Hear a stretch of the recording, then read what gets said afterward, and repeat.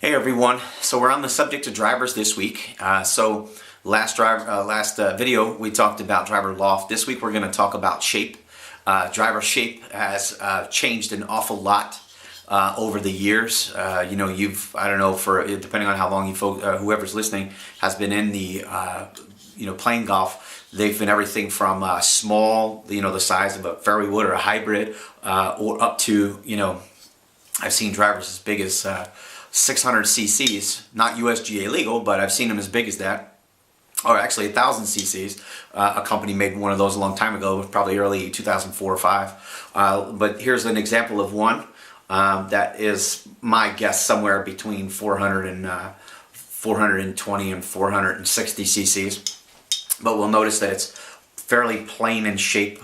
So these are things that people consider important. But on average, for the most part, we've seen, cc's, or, the volume of the driver be anywhere between 460 and 400 cc's. The advantages of either 460 cc driver has a location of center of gravity that's further away from the face. But there's two planes. It can generally be a vertical plane and a horizontal plane at that point, which will have an influence on the spin of the golf ball. That's really what center of gravity does. So the more that we can take that influence of center of gravity out with a larger head, like a 460 cc head, by overall reducing the spin of the driver, then at that point when you hit it, it won't necessarily move offline or shape to the left or to the right drastically and make it hard to control.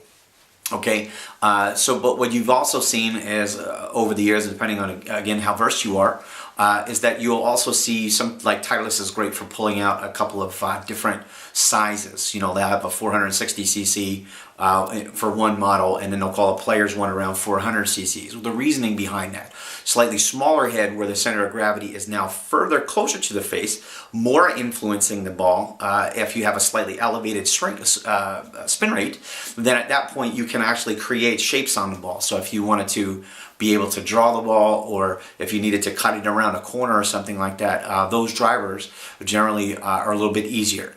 However, there's a balance. Is it going to be necessarily the longest driver in the world? Maybe not. But again, if somebody's looking for that as what they want, because that's their style of game, then that's what it's there for. There's no real big advantage, no real big disadvantage. It's just a matter of the right tool for the job. So again, but for a majority of the people that I've ever dealt with, most people are just looking to be able to get a ball that's going to go out as far as they possibly can. So a few things to keep in mind with shape. Shape doesn't necessarily influence much more than really what your own perception of it. I know when square drivers came out, there were an awful lot of people that said, "Oh, these things are terrible. I can't look at it. It looks like a toaster on a stick." I've heard that 100 times. But again, there's a lot of value to what that design brought. The negative side becomes golf is a series of repetitious repeating of designs over the years. Like, for instance, the first square driver was made in the middle 80s by Mr. Wishon. I don't know if it was the first square driver ever, but I know it was one that they put out, and that was as early as 1986. So again, this is just some series of ideas that have gone back and forth. So again, don't always just judge it by what it looks like, but judge it by its performance. Because you can take a great piece of equipment and not put it in your hands because of how you feel that it looks or sounds or something along those lines. So in the end, I couldn't understand why somebody would want to do that. But again, that's my opinion. The next thing we're going to talk about at the very end here is about carry versus rollout. Okay, this is another popular misconception about drivers. When you're trying to hit a driver as far as you can, carry distance to me, when you're going to get fit for a driver, is significantly more important than overall total distance. Because the carry distance, provided you don't have a lot of wind influence into your face or hurting the ball and knocking it down, is going to be a lot more predictable for you as you go out to play over the other side, which is anyone who believes that the ball's going to hit and take off. Again, the condition where the ball lands has all to do with whether or not that ball is going to roll out and become an advantage of 5 yards, 10 yards, 15 yards, 30 yards, or something along those lines. If you're not also incorporating uphills and soft fairways and such.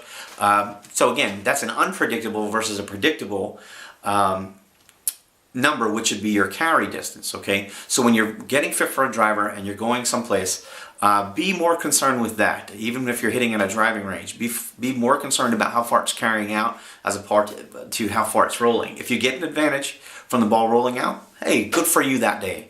But again, you know, for the most part, when we're trying to find something that's going to be a good advantage to us, work on the things that are more tangible, like where it's carrying. Even with irons, it's going to be the same thing. Hey, again, thank you so much for listening. I appreciate it, and we're going to keep on going on drivers this week.